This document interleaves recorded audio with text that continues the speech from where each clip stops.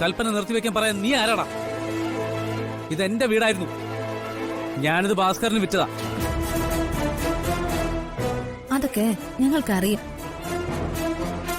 രുക്മിണിയുടെ പ്രിയ തോഴിയും കൂടി ചെയ്തൊരു നാടകം. വെറുതെ അനാവശ്യം പറയരുത്. നീയൊക്കെ ആരാടി? ഈ വീട്ടിൽ നിങ്ങൾക്ക് എന്താ അധികാരം? ഈ വീടിന്റെ അധികാരി ഇപ്പൊ ഞങ്ങളാ. ഭാസ്കരന്റെ കയ്യിൽ നിന്ന് ഈ വീട് ഞങ്ങള് വാങ്ങിച്ചു.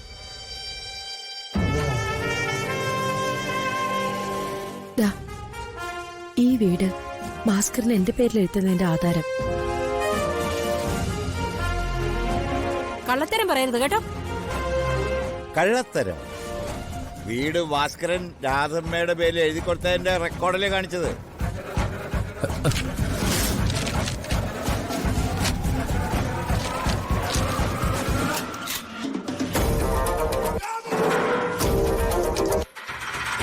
ഞാനീ പാവപ്പെട്ടവർക്ക് വേണ്ടി സകല ദൈവങ്ങളോടും പ്രാർത്ഥിക്കുകയായിരുന്നു. രുക്മിണി അനുഭവം ഒഴുങ്ങിയ പോലെ നിൽക്കൊന്നും വേണ്ട. ഞങ്ങൾ പറയുന്നത് സത്യ. ഈ വീടും വീടിരിക്കുന്ന 22 സെന്റും രാധമ്മയും വേണുവെങ്കിലും മടിവാള് ഭാസ്കരന്റെ വിലക്ക് വാങ്ങിച്ചു. ഞാൻ ആ ഭാസ്കരനെ ഒന്ന് വിളിക്കട്ടെ. ഓ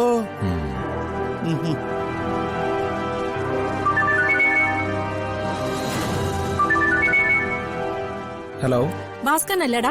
ഭാസ്കരൻ ആ ഷെടി കൊണ്ട് വീട്ടിൽ കിടക്കുക.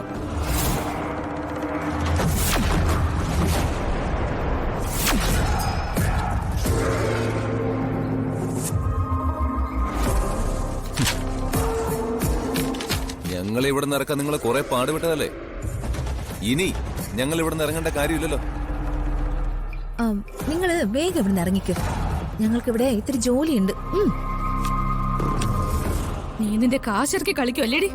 അയ്യോ, ഞാൻ കാശിറക്കാന്ന് പറഞ്ഞു. പക്ഷെ അഭിമാനിയായ രാജു അതിന് സമ്മതിക്കോ? ഇത് രാജുവിന്റെ കാശുകൊണ്ട് രാജു വാങ്ങിച്ച വീടാ. നീ ചാരി നിൽക്കുന്നതേ വിഷം ചീറ്റുന്ന ഒരു പാമ്പിനൊപ്പാ. ഈ നിൽക്കുന്ന നിന്റെ അമ്മായിയമ്മ എന്ന അവതാരത്തിന്റെ തനിനിറം ഒരിക്കൽ നീ അറിയൂടി. അന്ന് നീ നിന്റെ പെറ്റമ്മയെ തള്ളിപ്പറഞ്ഞതിന്റെ പേരില് കരയും. മനസ്സിൽ കുറിച്ചിട്ടോടി.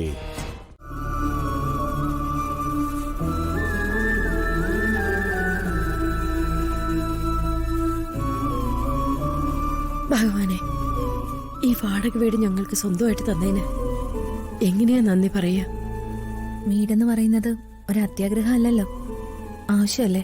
അതെ, അത് നമുക്ക് ദൈവം തന്നത് ഇപ്പോഴാ. ഈ വീട് ഞങ്ങൾക്കായി നീ തന്നപ്പോ ആരുടെയെങ്കിലും മനസ്സ് വേദനിച്ചിട്ടുണ്ടെങ്കിൽ അവിടുന്ന് ക്ഷമിക്കണേ. എന്റെ ശ്രീമോളുടെ മനസ്സിലെ തെറ്റിദ്ധാരണകൾ നീ മാറ്റിക്കൊടുക്കണേ. ഞങ്ങളെ രക്ഷിക്കണേ.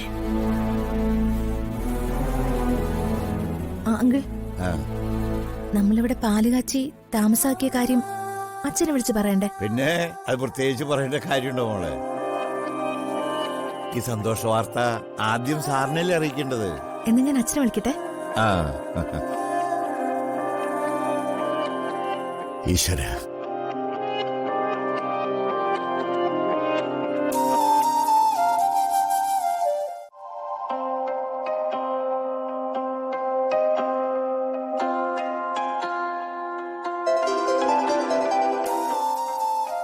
മോളെ.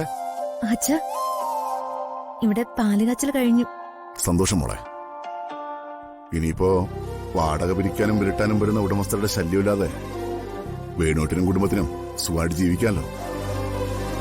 അച്ഛന് സന്തോഷമായി. അച്ഛാ, വേണുങ്ങളുടെ രാധമ്മയുടെ മുഖം ഒന്ന് കാണുമായിരുന്നു. ഭയങ്കര ഹാപ്പിയാ. കണ്ണില്ലാത്തവർക്ക് കണ്ണിന്റെ വില അറിയൂ എന്ന് പറയുന്ന പോലെ വീടില്ലാതെ നിന്നതുകൊണ്ട് ഒരു വീടിന്റെ വില എന്താണെന്ന് അറിയാവുന്നവനാ വേണുവേട്ടൻ.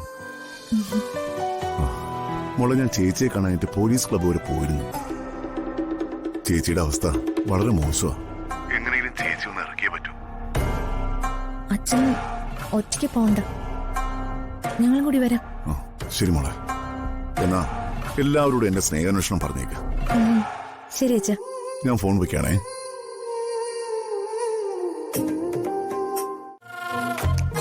അവരൊക്കെ ഇവിടുന്ന് താമസം മാറി.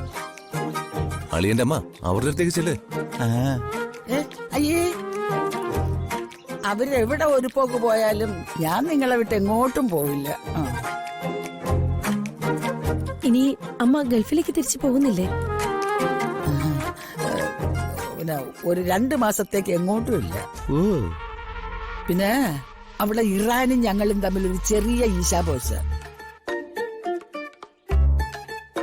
പിന്നെ കഴിഞ്ഞ ദിവസം ഞാനും എന്റെ അർബാവും അങ്ങേരുടെ 3 ഭാര്യമാരും കൂടെ ജബൽ ഹബീസിലിരുന്ന് ബർബറിക്യൂ ഉണ്ടാക്കുകയായിരുന്നു.